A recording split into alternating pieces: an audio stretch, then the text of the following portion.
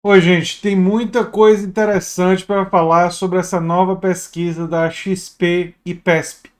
Primeira coisa é que pela primeira vez Lula apareceu à frente de Bolsonaro já no primeiro turno, né? Isso ainda não tinha acontecido nessa pesquisa, não é? Ela foi divulgada nesta segunda-feira e aponta um considerável crescimento nas intenções de voto do ex-presidente Lula, que recentemente teve seus processos da Lava Jato anulados. O que eu lamento sobre isso é assim, precisou anular os processos e ter essa reviravolta para a população ter mudado assim tão radicalmente. Quer dizer que boa parte da população acreditou é, nesses processos, na legitimidade deles, né? A imagem da prisão e tal teve um impacto muito grande, né? Vale lembrar que Ciro chamou ele de defunto eleitoral e o próprio Ciro tem uma reportagem aqui até falando sobre isso, né? Chamou ele de grande líder e pediu generosidade. Na verdade, o que o Ciro está sugerindo é o caminho da Cristina Kirchner, que foi para vice, colocou o Fernandes como chefe de chapa, né? E não mais se candidatou a ser presidente, né? Que isso ajudou a reconciliar, né? Eu sei que as pessoas vão criticar logo de cara porque isso não é muito lugar do Ciro para sugerir isso, né? Essa é uma decisão muito pessoal, não só do Lula, né? Eu diria que é uma decisão não só pessoal, é uma decisão do PT e uma decisão do Lula, né?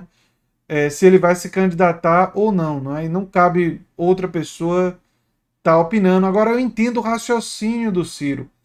Realmente quem tentou se perpetuar como Evo Morales e Maduro, a situação não foi. Os exemplos latino-americanos não foram muito bons, e o Ciro cita esses exemplos. E o caso da Cristina Kirchner foi mais conciliador. Mas o cenário aqui no Brasil também tem suas particularidades, né? E quem passou tanto tempo na cadeia injustamente se sentir na necessidade de querer se lançar, e até porque as pesquisas estão mostrando que é o nome mais forte no momento, né? Enfim, é uma questão também a ser considerada, né? É, Pela primeira vez, o petista aparece numericamente à frente do presidente Jair Bolsonaro já no primeiro turno, né? Quando são citados os nomes dos possíveis candidatos, essa tendência tinha sido registrada pela última edição da pesquisa Fórum, né? Que mostrou ele já com 31%, né? Na pesquisa XP, ele cresceu 4 pontos percentuais e agora soma 29%. Bolsonaro aparece com 28%, com margem de erro de 3,2 pontos percentuais, estão tecnicamente empatados, né? Na sequência aparece o ex-juiz Sérgio Moro e Ciro Gomes, ambos com 9%. Eles são seguidos por Luciano Huck, que tem 5%, e o apresentador da Globo, né, está logo à frente de Guilherme Boulos, João Dória e Luiz Henrique Mandetta, que somam 3%, sendo que a gente ainda nem sabe se Boulos vai ser candidato, o João Dória quer ser, mas a situação lá no PSDB é meio que, enfim, imprevisível, né? E o Mandetta também a gente não sabe se vai ser candidato, né? O candidato do PSOL pode ser um outro nome, né? Acho que há uma possibilidade de que seja o Marcelo Freixo, embora eu goste muito do Boulos.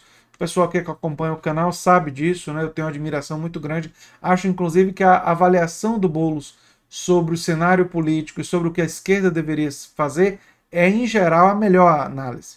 A análise dele, costumeiramente, é a melhor. Inclusive, o que ele defendeu é muito parecido do que eu defendi, que foi a ideia de a esquerda fazer um acordo de um programa amplo, de uma agenda, na verdade, uma agenda mínima progressista de esquerda, com vários temas econômicos e prioridades, e que todos os partidos de esquerda concordassem, né, discutissem, construíssem um consenso para viabilizar o apoio de todos em um segundo turno contra as forças da direita, né? Facilitar com isso a reconciliação, facilitar com isso um apoio mais ativo, né?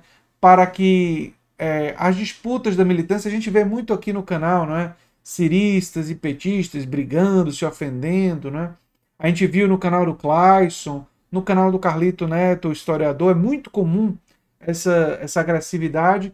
E, na verdade, isso joga no time do Bolsonaro, né? Porque quando você estimula essa agressividade, se chegar num segundo turno e a agressividade for tão grande que chega ao ponto de ciristas não terem vontade de votar no candidato do PT ou de petistas não terem vontade de votar no candidato do PDT, quem for para o segundo turno pode se prejudicar por essa hostilidade, né? Ainda tem 12% que não sabem ou não responderam, né? É bastante ainda, né? Em uma simulação de segundo turno, o Lula tem 42% e o Bolsonaro 38%, né? Quando o cenário é Moro está empatado, vale a pena dizer que 42-38 está praticamente na margem de erro, no limite da margem de erro, que significaria que Lula ganharia, segundo a pesquisa, mas está bem apertado, né? O mesmo acontece com a simulação de Ciro Gomes, então dá uma sensação de que Bolsonaro e a direita meio que consolidaram cerca de 36-38% dos votos, o que é absolutamente lamentável, né? Uma figura como Bolsonaro ter tanto apoio ainda, né? O levantamento simulou ainda o cenário espontâneo para o primeiro turno, né?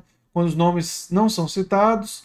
Mais uma vez o crescimento de Lula, que saltou de 17% para 21%, mas ele fica numericamente atrás de Bolsonaro, que apesar de ter registrado queda, mantém 24%. Esse 24% parece que é aquele grupo do chamado apoio duro ao Bolsonaro, né? E também tem a ver com o chamado name ID, o reconhecimento do nome, né? Ele é o atual presidente, ele leva vantagem pelo nome dele estar constantemente na mídia, né? A Folha de São Paulo também repercutiu essa notícia, né? Ciro pede a Lula para seguir o exemplo de Cristina Kirchner, que foi vice na Argentina. Aquela coisa que eu falei do Ciro ter dito que seria melhor para o Lula se ele assumisse esse papel, né?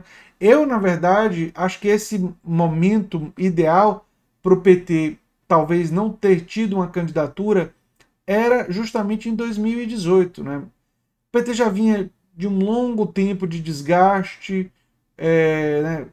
Foi governo com méritos e com problemas. Aí tivemos escândalo de corrupção, uma prisão, eu sempre disse, com processos fraudulentos com relação a Lula, porque o processo do triplex, do sítio, pelo menos os processos pelos quais ele foi preso, né, que foram os que eu vi, obviamente tinha uma ausência muito grande de provas, então diante disso, falar em condenação era uma coisa inaceitável, né? Obviamente inaceitável. E aí, aliás, algo reconhecido pelo próprio Ciro, não agora, lá atrás, né? Muitos juristas também já analisaram isso e tal, não chega a ser nenhuma grande novidade. E aí, eu acho que a avaliação ali é que não foi a ideal, né? Você manter uma candidatura num cenário daquele, mas é claro que é sempre meio que anacrônico você olhar para o passado já sabendo o que deu, não é? Eu disse na época que não era uma boa estratégia só revelar o candidato que acabou sendo o Haddad na última hora, que se favorecia ganhar, chegar ao segundo turno e perder no segundo turno. Eu acabei acertando na minha previsão, não é? Lamentavelmente para todos nós, porque nós vimos a tragédia completa que tem sido o governo Bolsonaro, né? E agora esse cenário para 2022. Mas eu gostaria de dizer para vocês que, embora a imprensa e a gente tenha que repercutir essas notícias com relação à pesquisa, porque elas são relevantes e tem a ver com o contexto político atual, eu acho que a gente tem que também ter clareza de que a prioridade agora tem que ser lutar por auxílio emergencial. Aliás, como Lula disse na entrevista com o Reinaldo Azevedo, distanciamento social para minimizar o impacto da pandemia